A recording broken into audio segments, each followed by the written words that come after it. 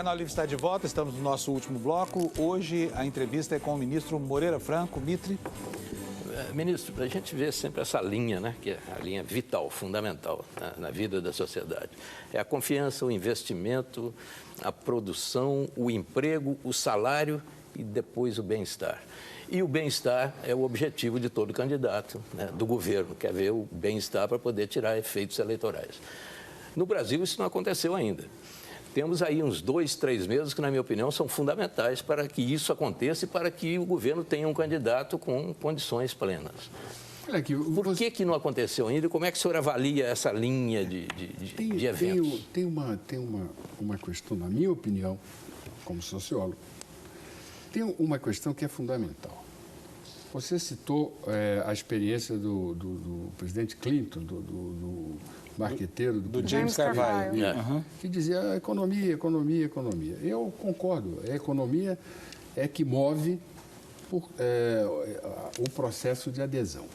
Agora, veja aqui uma coisa, o presidente Temer assume, ele não passou por um processo eleitoral.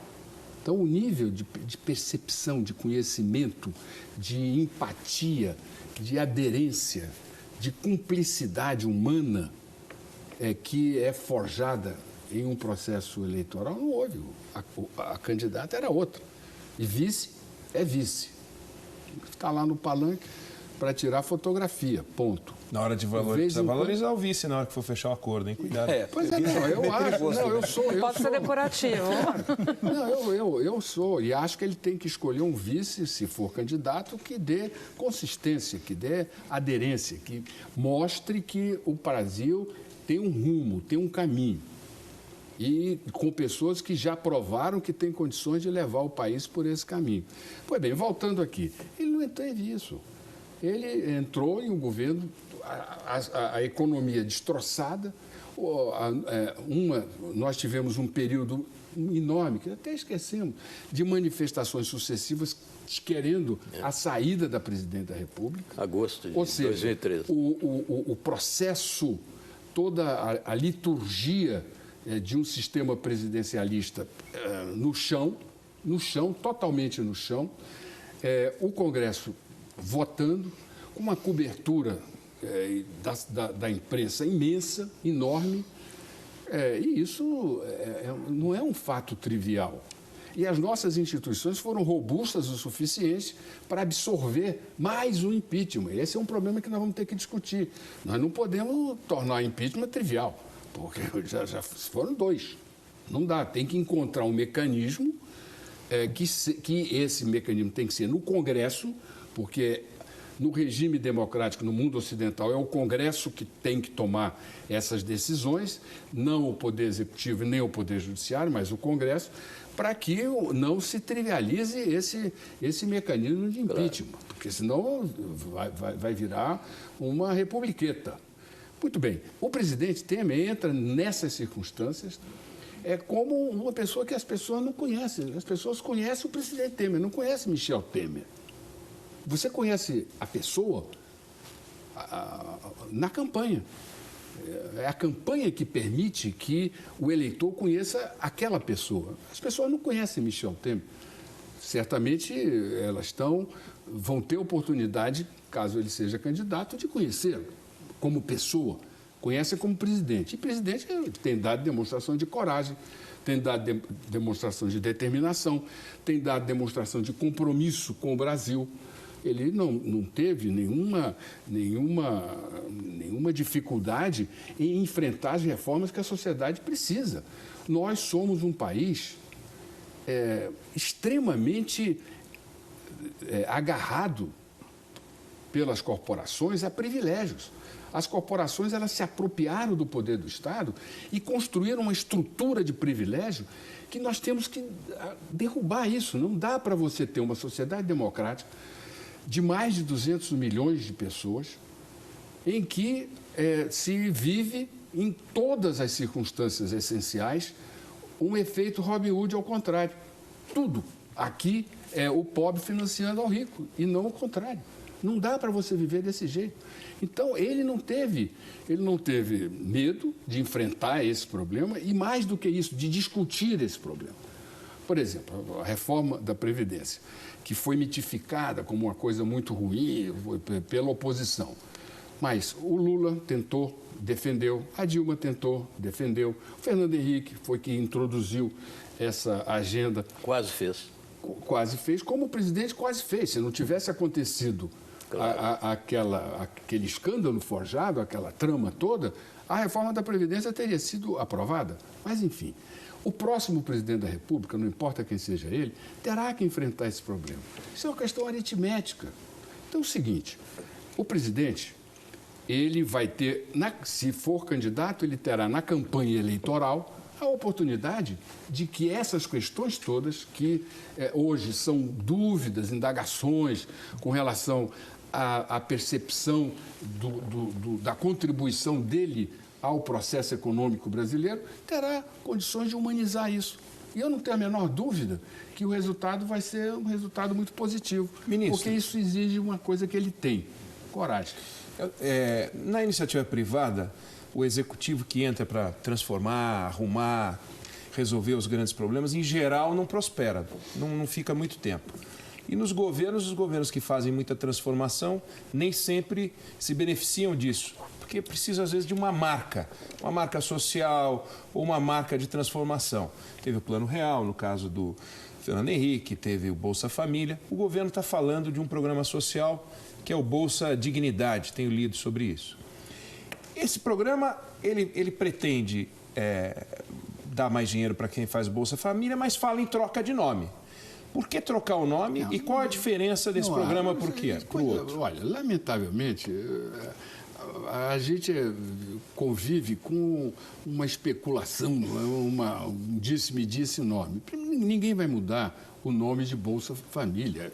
E nós precisamos acabar com essa mania de não respeitar a nossa história, os nossos ganhos. O programa, você sabe que esse programa... Eu vou contar uma pequena história, rapidinho. Na eleição de 1982, 2002, os candidatos foram o Serra e o Lula. O PMDB apoiou o Serra. Naquela época, eu era presidente da Fundação Ulisses Guimarães pela primeira vez. Então, eu chamei um grupo de economistas, né, o IETS, o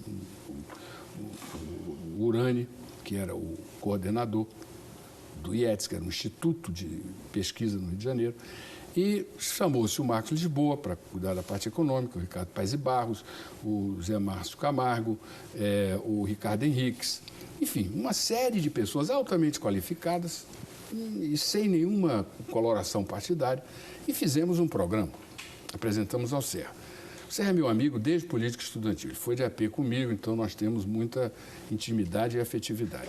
E ele me chama, depois de apresentado, me chama e diz o seguinte: você continua um cara de direita, traz essa gente da direita, um programa de direita, estudo de direita. Nesse programa, nós propusemos que pegasse todas aquelas bolsas do Fernando Henrique, juntasse, tivesse um cadastro único e tivesse um programa de distribuição de renda que fosse um programa com começo, meio e fim, e com controle, com acompanhamento social. E esse programa foi implantado por pessoas que participaram desse grupo que fez o Zé Márcio. O Ricardo Henriques, que foi o secretário-geral da Benedita. Logo, o Lula lançou aquele Fome Zero, não era essa a questão, e estava correto, não era isso. E o programa, hoje, ele é um ganho de qualidade de política pública no Brasil e fora do Brasil.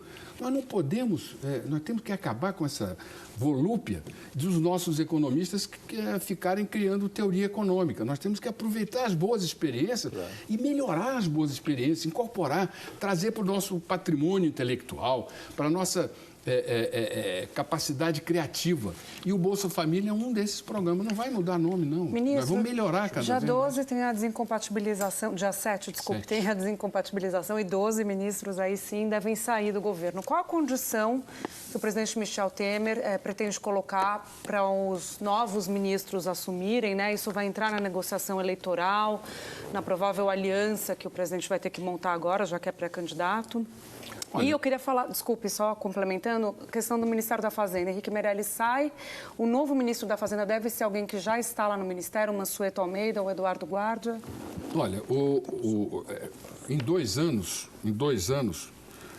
o presidente Temer, o governo do presidente Temer, não é exagero, eu digo com muita humildade até, nós salvamos o Brasil. Do jeito que o país estava indo, nós não teríamos possibilidade de ter futuro. Eu, no passado, quando era jovem, pela minha formação na época, econômica, política, teórica, eu acreditava que a história avançava sempre. Mas a vida mostrou que não é assim. Nós temos países vizinhos nossos que eram pujantes há alguns anos atrás e que entraram num beco sem saída e não conseguem sair até hoje. Pois bem, então, nós conseguimos colocar o Brasil nos trilhos e abrir uma nova perspectiva. Isso em 2 anos. Então, ainda temos uns 10 meses. Então, o governo tem que estar comprometido com esses 10 meses, com eficiência, para a continuidade desse programa, para manter essa mesma velocidade, esse mesmo entusiasmo, essa mesma capacidade de trabalho, coragem de enfrentar as dificuldades. Coragem que vai desde a economia até a intervenção no Rio de Janeiro. Ministério da Fazenda? O ministro da Fazenda fala, o ministro Meirelles tem manifestado o desejo de ser candidato. E acho que seria a desincompatibilização é necessário para que ele cumpra isso. Para nós do PMDB, seria muito importante, muito enriquecedor para o partido, pela experiência, pela contribuição que ele deu no governo Temer, que ele viesse para o PMDB. Então, ministro, o senhor voltou aí à questão da intervenção e me lembrei do último encontro que eu tive com Oscar Dias Correia, que era ministro da Justiça quando o senhor foi governador no Rio.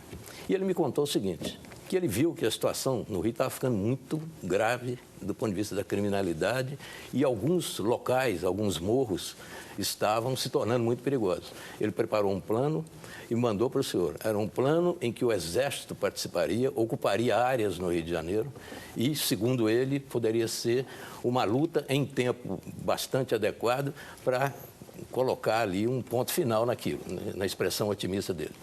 E ele me disse, velhinho já, né, que ligou para o senhor, explicou e mandou o plano.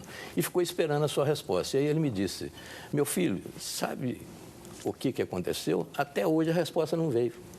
Por uma razão muito simples. Eu tinha grande admiração por ele, um ministro supremo. Mas ele intuiu a intervenção há 20 anos atrás. Que tinha compostura, que tinha conhecimento jurídico, entendia o que é o Supremo, ele cumpria todos aqueles ritos. E um professor de Direito de alto nível. De alto. Eu confesso que não me lembro de ter recebido, mas se ele lhe disse, está entendendo? Não tenho a menor razão para duvidar. Eu sou muito amigo até do filho dele. Agora, eu quero lhe dizer o seguinte, não havia a menor hipótese de socorrer. Não estava dentro do ambiente do Estado. Eu vou lhe contar, esse negócio de idade, ou melhor, de experiência de vida, a gente fica contando casos. Um dia eu estou no gabinete, governador, e me liga, na época era SNI, sobre Volta Redonda, que estava tendo um problema lá de uma greve. E ele dizia que o Exército iria fazer intervenção. Achava que a Polícia Militar não estava conseguindo. Eu disse, olha, eu acho que não deve fazer isso. A Polícia Militar, ela foi feita para resolver problemas desta natureza. O Exército não é para resolver problemas dessa natureza. A Polícia Militar, ela avança e recua, apanha e bate, não tem problema nenhum. Quando o Exército entra, quando diz avança, ele avança e ocupa o espaço. Não vai dar bons resultados. E não deu, mataram. E era inevitável que coisa. Foi o seguinte, o ambiente naquela época era outro, completamente diferente do que nós temos hoje. O senhor nem sequer considerou a ideia? Não considerei, não. Eu confesso que Eu não quero dizer que não recebi, entendeu? Eu não entendeu? Não estava dentro da circunstância. O problema foi dos Correios, do ministro Kassab. Do ministro Kassab. Bom, ministro, infelizmente, nosso tempo acabou. É uma pena. É uma pena, mas eu vou dar um minuto para o senhor fazer a sua despedida. Eu quero dizer o seguinte, que nós estamos muito envolvidos em um processo de transformação do Brasil. Nós acreditamos que o Brasil precisa retomar a sua trajetória, a trajetória de crescimento, a trajetória de geração de emprego, a trajetória de geração de renda, de garantia de esperança para as pessoas e, sobretudo, de direitos sociais, direitos econômicos e segurança jurídica. Ministro, muito obrigado pela sua presença. O Canal Livre fica por aqui. Agradeço ao ministro Moreira Franco. Agradeço também aos meus colegas Fernando Mitre, Júlia do Ailib, Eduardo Eneg. Agradeço também a você que nos assistiu até agora. Uma boa noite. Até semana que vem.